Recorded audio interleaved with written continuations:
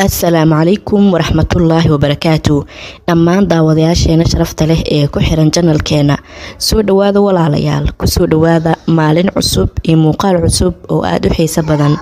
balse inta aan ku bilaabin muuqaalkeena marka hore aynu ku bilaawno sidii caadada inoo ahayd saliga nabiga sallallahu alayhi wasallam. Allahumma salli ala Muhammadin wa ala ali Muhammadin كما صليت على إبراهيم وعلى آل إبراهيم وبارك على محمد وعلى آل محمد كما باركت على إبراهيم وعلى آل إبراهيم في العالمين إنك حميد مجيد. ولا ليال موقال كان لايك إنه سارة waxaana wada maanta qisooyin cajiib ah kuwaasoo laga arkay fadliga saliga nabiga sallallahu alayhi wasallam. waynu ognahay faa'iidada laga helo in nabiga sallallahu alayhi wasallam lagu saliyo iyo ajarkeedaba, laakiin maanta waxaan idin la wadaagi doonaa qiso laga arkay fadliga saliga nabiga sallallahu alayhi wasallam waliba marka loo aqrinayo siiqatul ibraahimiyah oo ah qaabkan: Allahumma salli ala Muhammadin wa ala ali Muhammadin kama sallaita ala Ibrahim وعلى آل إبراهيم وبارك على محمد وعلى آل محمد كما باركت على إبراهيم وعلى آل إبراهيم في العالمين إنك حميد مجيد. قاب كان أولا صيغة الإبراهيمية مركا الله أخريو قصة عجيب أو لغا أركي أي ندين وذا. قصدان وحا يكون عذي هويدان وحا إهاد هويو وعنقيد كحنون سيحي. xanuunkan waxaa lagu arkay markii uu dhashay bilooyin kadib, ilaa ugu dambeyn cunugii uu soo gaaray 3 sano iyo 4 sano. hooyadan cunugeeda dhakhtar walbo iyo meel walbo waa ay la tagi karto waa ay la tagtay oo waa ay u dadaashay. inkastoo meelaha qaar ay lacag u weysay, haddana danta iyo duruufta ayaa waxay ku kaliftay in familkeeda iyo tolkeeda iyo qaraabadeeda iyo cid kastoo ka gacan siin karto arintan. hooyadan wiilkeedii isbitaal walbo iyo meel kasta waa ay geysay. waxay u sheegeen in daawooyinkan la siiyo, waxay sheegeen in ay u rajeynayaan wiilkeeda inuu caafimaad doono, laakiin isbitaal walbo iyo meel walbo ay tagto hooyadan cunugeedii muusan u fiicnaanin. isbitaal walbo muusan u fiicnaan. ugu dambeyn waxaa lagula qalqaaliyay oo lagula taliyay in ay magaalada ka baxdo oo isbitaalo dibadda ah ay soo tijaabiso. hooyadan dhaqaale ayay aruursatay, waxa ay go'aansatay in ay cunugeeda naf iyo maalba u hurto haddii uu caafimaad u helayo. waa ay waday, waxayna geysay wadanka dibadiisa. dhakhaatiirta ugu waaweyneed ayay la kulantay, daawooyin ayaa loo sameeyey muddo soconaya sanado ah, laakiin wiilkan wax isbedel ah ma uusan la kulmin. ugu dambeyn dhakhaatiirta waxay u sheegeen wiilkan xaaladiisa inay isbedelaynin, يعني كودي إن أي أمليناين حالة إنه كفينا دونه، لكن هذا وحي أشيغان مادام عنق أوسيوي نادي إن حالة وحبا أن لقى قبن كرين وهو إذا عنق يقول إسكاقه يسطو وعنق أن حنون كان ولي يسلن أولان دونه. hooyadan hadda ayaa waxay u bilaabatay murugo, maxaa yeelay awal dhakhaatiirta way u seeta dheerinayeen oo midba mid yani awal meeraja dhigin, laakiin markii la yiri wax lagama qaban karo cunugaada guriga umbaad ku haysanaysaa, daawooyin kaalmaati ayaad siinaysaa, cunugaaga xaaladiisa waxba lagama qaban karo. hooyadan murug fara badan ayay dareentay, waxay go'aansatay cunuga inay quraan saarto. wadaada ayay isugu yeertay, cunugii quraan ayaa loo saaray. familkii iyo qaraabadiin waxay u sheegeen inay iska sabarto maadaama adduunyada imtixaan uu yahay. waxaa niyada loogu dhisay in dad ay jiraan awlaad la'aan ah, in dad ay jiraan awlaad uu alla siiyay kadibna uu ka qaatay, in ay tahay tan imtixaanaadka adduunka oo iska sabarto. hooyadan waa iska sabartay, waana qasab qof walba qadarta alle inuu ku sabro. niyada ayay iska degsatay.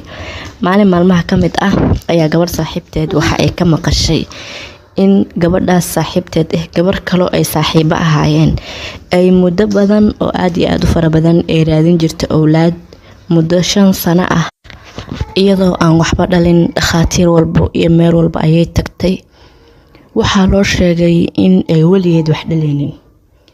ayadoo iska qoosatay oo guriga iskaga soo laabatay ayay maalin maalmaha ka mid ah waxay aragtay dad ka sheekeynayo faa'iidada iyo fadliga ay leedahay saliga nabiga sallallahu alayhi wasallam.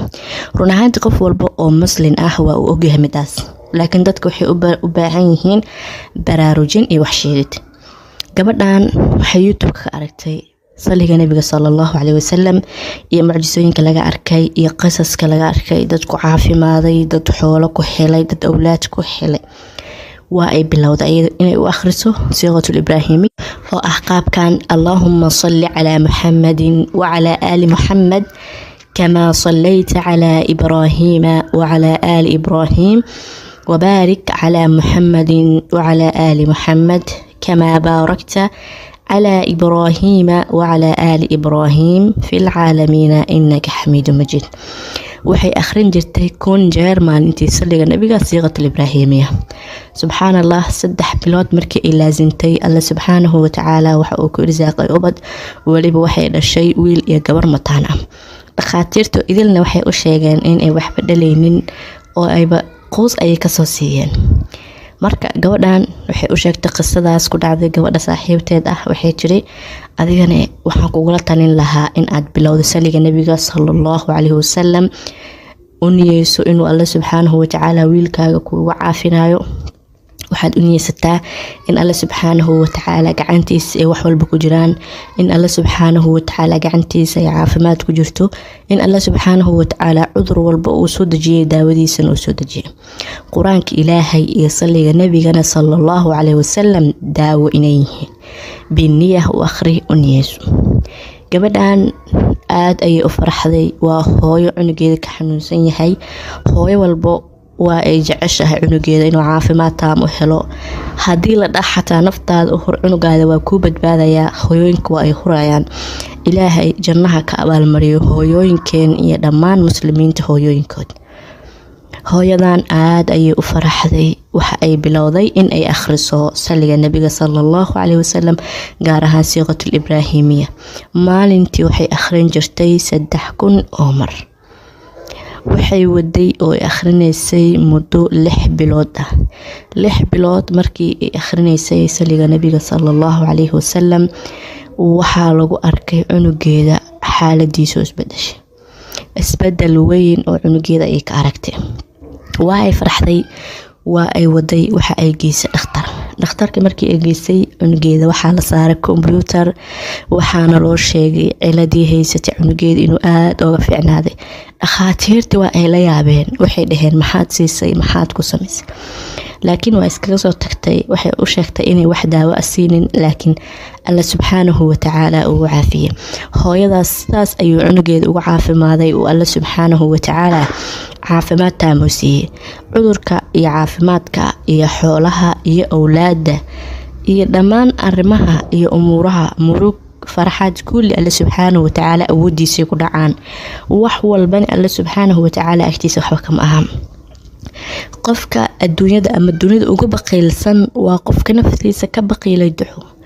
alla subxaanahu wa tacaala wuxuu yiri, ibarya duca wax i weydiista aad idinka ajiibay. alla ayaa ku balan qaaday. balanqaadka alla subxaanahu wa tacaala marnaba been ma noqdo. haddaba qofkii alla subxaanahu wa tacaala balanqaadkiisa ka faa'iideysan waayay ee naftiisa ka baqiilay inuu duceysto, yacni waa qofka ugu baqiilsan. qof kale waxa uu qabanin, qof kale wax usman, adiga naftaada duceyso, naftaada alla bari, naftaada alla xus, aakhira iyo adduunyo u shaqeyso. meeshii aad ka bukan tahay, meeshii aad ka dhibaataysan tahay, haddii murug ku hayso, haddii xoolo la-aan ku hayso, haddii daymo lagugu leeyahay, haddii risqiga cariiri kugu yahay, haddii guurka kaa soo daahay, haddii awlaada kaa soo daahday, haddii aad xanuunsan tahay, haddii waalidka xanuunsan yihiin, haddii ay awlaadaada xanuunsan yihiin, dhammaan daawadeeda alla subxaanahu wa tacaala wuu soo dejiyay. saliga nabiga sallallahu alayhi wasallam hadhayalsanina, hana fududaysanina, kuna dadaala insha allah. waa mahadsantiin walaalaha quruxda badan. muuqaalkaana meel dheer inoo gaarsiiya si ay walaalo uga faa'iideystaan. hana iloobina laakiin noo saartaan. wasalaamu calaykum waraxmatullaahi wabarakaatuh.